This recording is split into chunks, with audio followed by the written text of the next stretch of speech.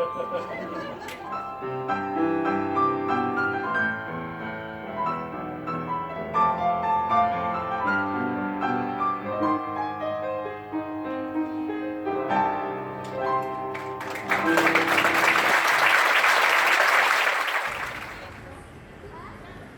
a young person, I wanted to be a film director. Yeah, I wanted to be a Stanley Kubrick or something. That won't happen now, but or a writer. You know, it was always artistic things. Yeah, can't get away from that, I'm afraid. I studied music at university, but it was a very general music degree. It wasn't specifically performance related. And I didn't really have any clear career path in mind. Other than that, I thought I would be some kind of musical performer. But the specific beginning of accompanying silent films was quite accidental, really. In my day, most people sort of, I think, probably kind of walked backwards into it by accident. Now there are kind of master classes and you know, there's tuition to be a silent film pianist, but back then that wasn't the case. No, I just completed my music degree, and there was a teacher at my old school who used to run film societies in the local area, and she remembered that I used to play piano, then that I composed music because I used to play at concerts at the school. And she said that she was showing a silent film to the local film society, and asked if I would have a go at coming up with some music for it.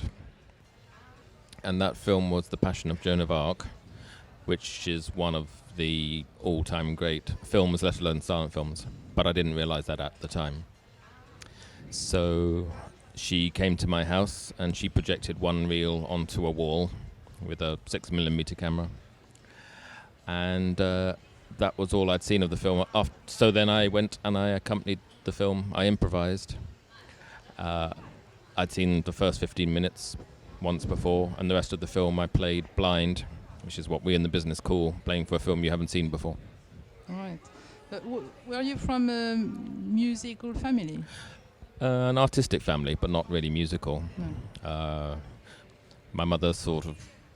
learning musical instruments was just part of a general sort of holistic education. At the time, did you have a go at composing? Not in a structured way. I just sort of... I used to... It started off when I started to sight read music a lot. So I'd just pick up any kind of music and I became quite a good sight reader. And then I used to just sort of... I would just sort of noodle on the piano and come up with little bits of music, but I very rarely did structured composition. But I did study that as part of my degree. In recent years, I have started to compose scores. I've been commissioned to do specifically that, particularly when there are other musicians involved, other instrumentalists. But when I play on my own, it's basically 100% improvisation. Even if I recycle music that I've come up with in the past, which I do a lot, it's still improvisatory, if that makes sense. I mean, you would call a jazz musician who improvises around... If you take a jazz musician who will commonly improvise around music that they haven't necessarily composed, like Gershwin songs, you would still say it's improvisation.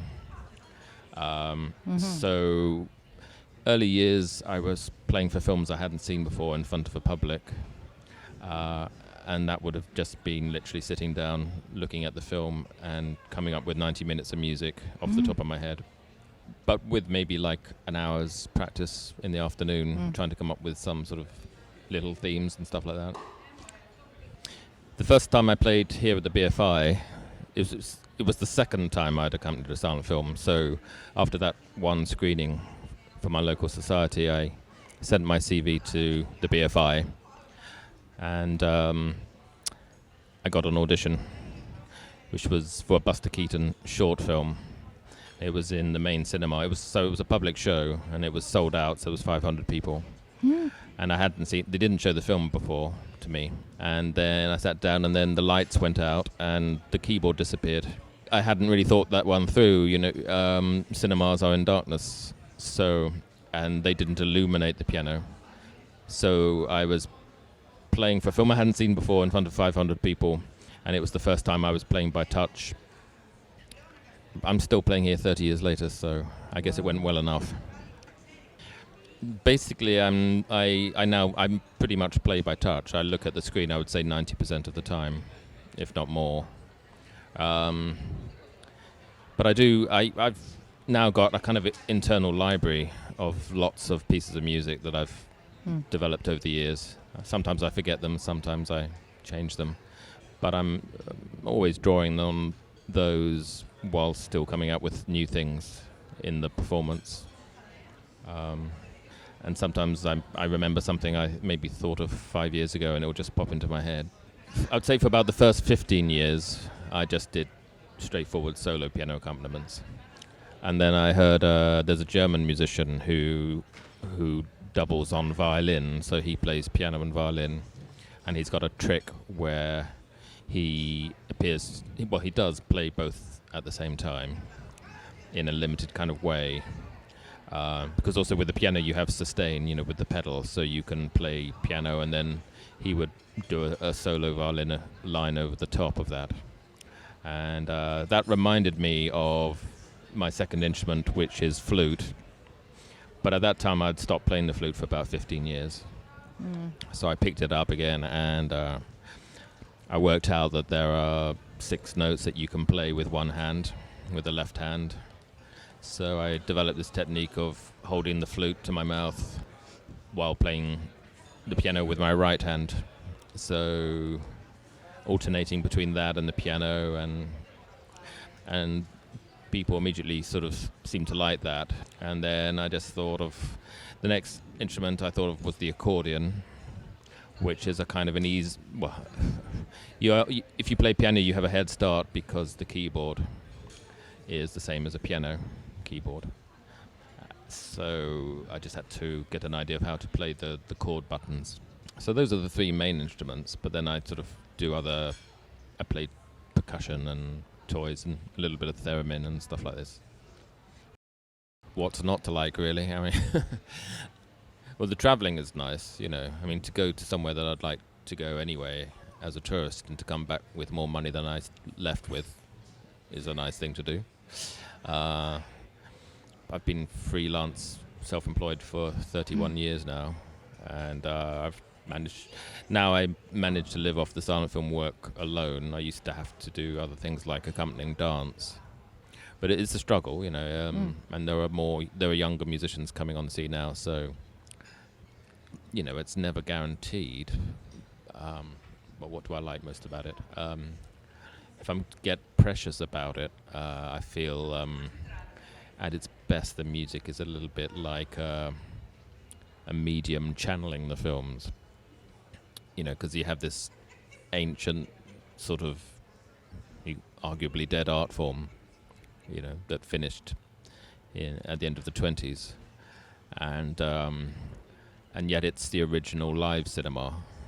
There are things now like secret cinema where you have performers interacting with films and things like that, but silent film was always a live medium in a way, and the music was the part of it that was live. So to have this sort of film that was made maybe 100 years ago and a living person interpreting it for a modern audience, to me feels a bit like being a medium, which I think is sort of kind of cool. To be honest, there are as many genres of silent film as there are today. Every genre that you can possibly think of was started in the silent era. In fact, I probably play for comedies relatively rarely. If I'm to be completely honest, I probably prefer playing for dramas because I think I find personally they allow me to be a bit more musically individualistic. Whereas comedies feels a bit as though there's just one way to do them. They dictate the kind of music that you apply a little bit more, just because they're so much about the timing and synchronization. For all silent films, yeah, the music was crucial, and I think 30 years of silent films, the first few years were a bit all over the place in terms of how music was applied, but within a few years it had become a crucial part of live screenings. Certainly in silent films they're crucial because there's no dialogue or sound effects, so it really is just sound and vision. I wouldn't say you're necessarily 50% of the effect, but you're not competing with anything else orally. It depends on the film, of course, but some films have amazing scores. The situation with Chaplin's is a very specific situation. Once he gained total right over his films, which was, I believe I'm right, when he created United Artists, he started to compose his own scores, and even those early films from that time which he hadn't composed scores for, he subsequently later went back and scored. And then when he died, it was sort of stipulated in his estate that if you show those films publicly, you can only have them with his scores. So you'll never see from the time of films like The Kid to the great feature full-length films that he did, like The Gold Rush, Modern Times, you will never see those accompanied with anything other than his scores. And they also have to be accompanied by the full orchestral score. There was a screening of a Chaplin film. It was at a private event, and this was when I was very, very young, and just before the screening, Sir Yehudi Menuhin entered, because it turned out that he was best friends with the person who was putting on the screening. And I was absolutely terrified because I was having to perform in front of Yehudi Menuhin. And afterwards he rushed up to me and sort of almost embraced me. Because Yehudi Menuhin actually, he was completely, although he was like the best violinist of his generation, he found improvisation completely, to him it was like magic, because he did these albums with Stefan Grappelli, and I remember seeing a documentary in which he just said he found this improvisation like magical, and he couldn't understand how it's possible.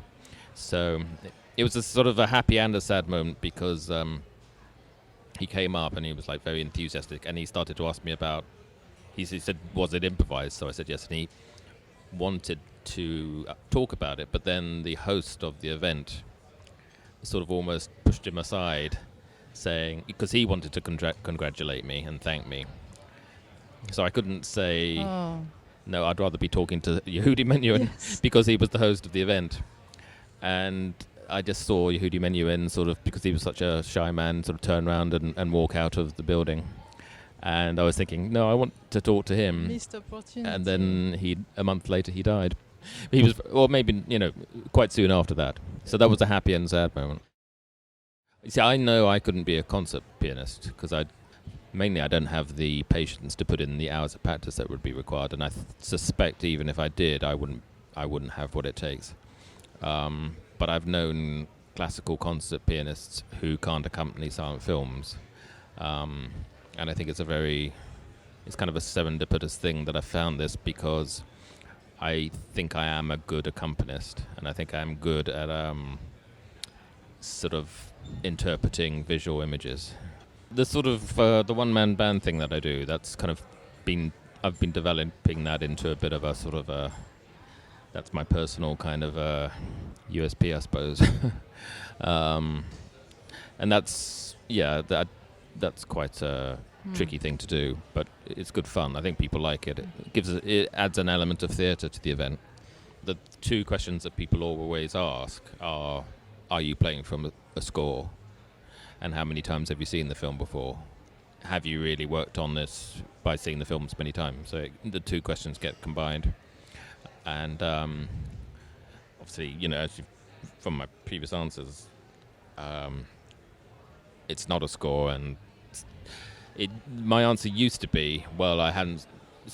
Quite often it would be that was the first time I'd seen the film, because the first 15 years that I accompanied silent films, most of the time I hadn't seen them before the screening, so I was seeing it along with the audience for the first time. I can very rarely say that anymore because I've seen so many, and they're much easier to get to see now. I started in the pre-internet age, you know. So yeah, but it's still, I don't sit down watching the films again and again, you know. I maybe watch it twice, maybe, depending on how well, if I know it in advance. But I still sometimes play for films I haven't seen before at festivals and things. At the moment, nearly all of my work is film-based, but I do compose music for myself as well. I'd quite like to have the chance to compose music for a contemporary film. It's interesting. It's the two worlds do not overlap as much as you would think they might do. You know, there are people who do contemporary film scores and people who do silent film scores. They don't really necessarily overlap. But I'd like to have a go at that. But I'm not sure how ambitious I'm to do that in a way. I think it's probably much better paid, but if you think about most films now, the music is very much background because it's competing with dialogue and sound effects. And so from an egotistical point of view, silent films are more rewarding. There's a couple of dead filmmakers I'd like to, Kieslowski or Tarkovsky or someone like that, you know. Yeah. I remember there was an interview with John Barry, the great film composer, quite late in his life, and he was finding it increasingly frustrating because the speed of contemporary films with the cutting was getting so much faster and faster in the post-MTV world, and he felt the days when contemporary films allowed the composer, you know, to really compose a piece of music, you know, sequences that would go on for a few minutes without necessarily dialogue or whatever. It was, you know, those opportunities were getting fewer and fewer. It was quite interesting. And if you think about most films now, they don't really give much room for the music to breathe. If I see a film, I'm very aware of the music that's with the film. So I would find it hard to sort of put aside what I'm hearing and hear my own alternative. I'd kind of have to literally watch a film with the sound turned down in order to do that. I'm more likely to score real life in my head, you know. If I'm walking along the South Bank, I might hear music in my head for that. Excellent. Yeah. But I have music in my head all the time. I think I probably don't even realize. Yeah, I usually wake up with music in my head. It's a bit like having rather more pleasant version of tinnitus, really. If I'm composing a score, or if I'm doing something for a DVD, and then I'm trying to either compose or just prepare music, then usually that's in my head all the time. Particularly if I've come up with a new tune that I think is effective, that'll tend to go around my head in a loop. But it's not always like that. If I'm just in a regular, like at the moment, I'm just doing performances and I'm not necessarily thinking about it much beforehand. One thing that's quite nice is in recent years I've been collaborating more with other musicians. I'm doing I've got a few collaborations on the go at the moment, and that's nice because for so long I've just been on my own, and that's a little bit, being a solo performer can be a little bit of a lonely job, but you know that's all right. You know, like lots of people, you get stuck in a kind of way of working and then, you know, in the great words of Pink Floyd, one day you find 10 years have got behind you. And so I was always a little bit nervous of collaborating with other musicians. Then I started doing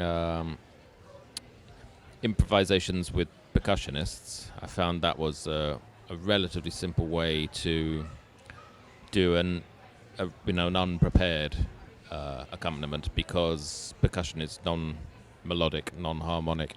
So if you're playing piano or any instrument that plays melody and harmony, if you're not playing from a notated score, a prearranged score, if you're improvising, even jazz musicians, they'll have like chord structures and things like that. Well, in the way that I typically work, none of that is done. You know, I just turn up and play. And so if you do that with another musician who plays an instrument that plays melody or harmony, how do you know that you're going to play the same thing, be in the same key? It's okay if you're going to play abstract avant-garde jazz, but if you want to accompany Chaplin films with something that's like harmonic and feels appropriate idiomatically, how do you do that? So percussion is relatively straightforward because they're just doing the rhythm, you know. But then I started to do some scores which were notated or semi-notated. And then more recently I've been doing a collaboration with a modern group called Minima, who do silent film scores, but in a deliberately modern way, you know, with electric guitars and synthesizers and things like that. And we were on a kind of music panel once, and we just thought it'd be quite interesting to collaborate. So me sort of representing an approach that's sort of broadly traditional, if you like, or at least classically based, and then their approach, which is very much a modern approach. And that will be for a CD release? No, we're doing it as a live show at the moment. So we're accompanying this film called Vampire, which is actually an early sound film, but with a very minimal kind of soundtrack. So we've taken out the music, kept in the dialogue, and we play live music. And it's electric guitars, synthesizers, and me. And I think it's, you know, it works quite well, I think. Well, it's nice to have company, you know. It's nice to sort of have a drink afterwards. And, you know, because sort of coming down after a show is, when you're doing it on your own, it's nice to debrief with fellow performers. I don't feel jaded at all. And I still like playing for films that when people sometimes say, what's your favorite film to play for? And I just say a good film. You know, if there's a classic film, I can play for it 100 times. It'd be roughly equivalent to like a classical musician playing a Beethoven sonata and just trying to get it better each time.